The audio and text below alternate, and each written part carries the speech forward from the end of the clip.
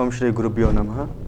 ಗುರುಬ್ರಹ್ಮ ಗುರುವಿಷ್ಣು ಗುರುದೇವೋ ಮಹೇಶ್ವರಃ ಗುರು ಸಾಕ್ಷಾತ್ ಪರಬ್ರಹ್ಮ ತಸ್ಮೈ ಶ್ರೀ ಗುರವೇ ನಮಃ.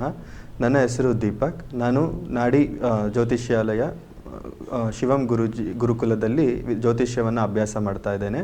ಸೊ ಈ ದಿನ ನಿಮ್ಮ ಬಳಿ ನಾನು ಜ್ಯೋತಿಷ್ಯವನ್ನು ಯಾಕೆ ಕಲಿಬೇಕು, ಆ ಕಲಿಯೋದ್ರಿಂದ ನನಗೆ ಏನು ಅನುಕೂಲಗಳಾಗ್ತಾ ಇದೆ ಅಂತ ಹೇಳೋದಕ್ಕೆ ಇಷ್ಟಪಡ್ತೇನೆ.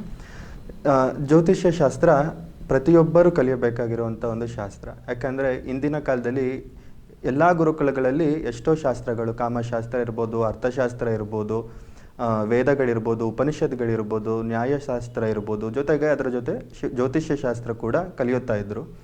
ಸೊ ಈಗಿನ ಕಾಲದಲ್ಲಿ ಈಗಿನ ಎಜುಕೇಷನ್ ಸಿಸ್ಟಮ್ ಏನಾಗ್ತಾ ಇದೆ ಅಂದರೆ, ಸೊ ನಮಗೆ ಬೇಕಾಗಿರುವಂಥ ಎಲ್ಲ ಶಾಸ್ತ್ರಗಳನ್ನು ಬಿಟ್ಟು ಬೇಡದಿಲ್ದಿರುವಂಥ ನಮ್ಮ ತಲೆಗೆ ಆಗ್ತಾ ಇದ್ದಾರೆ.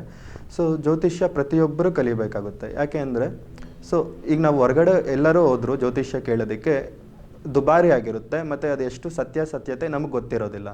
ಸೊ ಜ್ಯೋತಿಷ್ಯ ಕಲಿಯೋದ್ರಿಂದ ನಮ್ಮ ಕುಂಡಲಿಗಳನ್ನು ನಾವೇ ಓದ್ಬೋದು, ಅದಕ್ಕೆ ಪರಿಹಾರನೂ ನಾವೇ ಹುಡ್ಕೊಳ್ಬೋದು. ಜೊತೆಗೆ ನಮ್ಮ ಸುತ್ತಮುತ್ತಲಿರೋ ನಮ್ಮ ಸ್ನೇಹಿತರಿರ್ಬೋದು ಅಥವಾ ನಮ್ಮ ಕುಟುಂಬ ವರ್ಗದವರೇ ಆಗಿರ್ಬೋದು, ಅವರ ಜ್ಯೋತಿಷ್ಯ ಅಥವಾ ಅವರ ಕುಂಡಲಿ, ಅವರ ಭವಿಷ್ಯಗಳನ್ನ ನಾವೇ ನೋಡೋದಕ್ಕೆ ಉಪಯೋಗ ಆಗುತ್ತೆ. ಮತ್ತು precaution is better than cure ಅಂತ ಹೇಳ್ತಾರೆ. ಸೊ ಮುಂದೆ ಆಗುವಂಥ ಅವಘಡಗಳನ್ನ ನಾವು ತಪ್ಪಿಸ್ಬೋದು.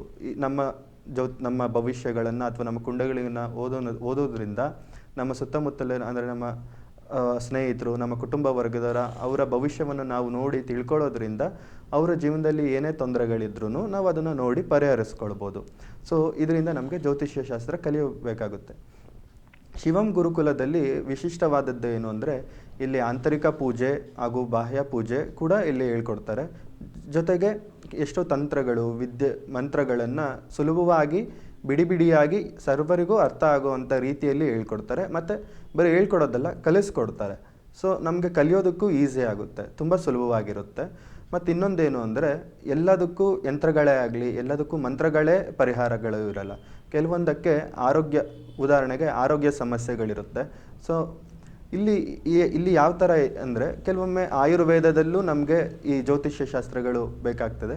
ಸೊ ಎಷ್ಟೋ ಸತಿ ಆರೋಗ್ಯ ಗಿಡಮೂಲಿಕೆಗಳನ್ನು ಉಪಯೋಗಿಸ್ಕೊಂಡು ನಮಗೆ ಪರಿಹಾರಗಳನ್ನು ಸಿಗುತ್ತೆ. ಫಾರ್ ಎಕ್ಸಾಂಪಲ್, ಈಗ ನಮ್ಮ ಜೀರ್ಣ ಸಮಸ್ಯೆ ಆಗಿರ್ಬೋದು, ಹೊಟ್ಟೆಯಲ್ಲಿ ಯಾವುದೇ ಸಮಸ್ಯೆಗಳಾಗಿರ್ಬೋದು. ಸೊ ಇದಕ್ಕೂ ಅಷ್ಟೇ, ಇಲ್ಲಿ ಎಷ್ಟೋ ಮದ್ದುಗಳನ್ನು ಹೇಳ್ತಾರೆ, ಯಾವ ಗಿಡಮೂಲಿಕೆಗಳನ್ನು ತಗೊಳ್ಬೇಕು. ಆಮೇಲೆ ಕೆಲವೊಮ್ಮೆ ಆಚಮನ, ಪಂಚಕ್ರಿಯೆ ಶುದ್ಧಿ ಈ ಥರ ಮಾಡಲಿಕ್ಕೂ ಕೂಡ ಎಷ್ಟೋ ಆಯುರ್ವೇದದನ್ನ ಉಪಯೋಗಿಸ್ಕೊಂಡು ನಮಗಿಲ್ಲಿ ಕೆಲವೊಮ್ಮೆ ಪರಿಹಾರ ಸಿಗುತ್ತೆ. ಆಮೇಲೆ ಇಲ್ಲಿ ತುಂಬ ಕಷ್ಟವಾಗಿರೋದಿಲ್ಲ. ಇಲ್ಲಿ ಜ್ಯೋತಿಷ್ಯ ಕಲಿಯೋದು ತುಂಬ ಸುಲಭವಾಗಿರುತ್ತೆ, ತುಂಬ ಈಸಿಯಾಗಿರುತ್ತೆ, ಎಂಥವ್ರು ಬೇಕಾದ್ರೂ ಕಲಿಯಬೋದು. ಸೊ ನನಗೂ ಕೂಡ ಇಲ್ಲಿ ಬಂದು ಕಲಿತ ಮೇಲೆ ನನಗೆ ಜ್ಯೋತಿಷ್ಯ ಅನ್ನೋದು ಒಂಥರ ಕಬ್ಬಿಣದ ಕಡಲೆ ಅಂತ ಕಾಣುತ್ತೆ ಹೊರಗಡೆಯಿಂದ. ಬಟ್ ನಾವು ಯಾವಾಗ ಬಂದು ಅಭ್ಯಾಸ ಮಾಡ್ತೀವಿ ಈ ಗುರುಕುಲದಲ್ಲಿ ಗುರುಗಳಿಂದ, ಸೊ ನಮಗದು ತುಂಬ ಈಸಿಯಾಗಿ ಕಾಣುತ್ತೆ ಮತ್ತು ತುಂಬ ಅರ್ಥವಾಗುತ್ತೆ. ತುಂಬ ಕಷ್ಟವಾಗಿ ಅಂತ ಏನೂ ಅನಿಸೋದಿಲ್ಲ. ಸೊ ಇದು ಪ್ರತಿಯೊಬ್ಬರು ಕಲಿಬೋದು, ಪ್ರತಿಯೊಬ್ಬರಿಗೂ ಉಪಯೋಗ ಆಗುತ್ತೆ ಅಂತ ಹೇಳಿ ನನ್ನ 2 ಮಾತುಗಳನ್ನ ಮುಗಿಸ್ತೇನೆ. ಗುರುಭ್ಯೋ ನಮಃ. ಹರಿ ಓಂ.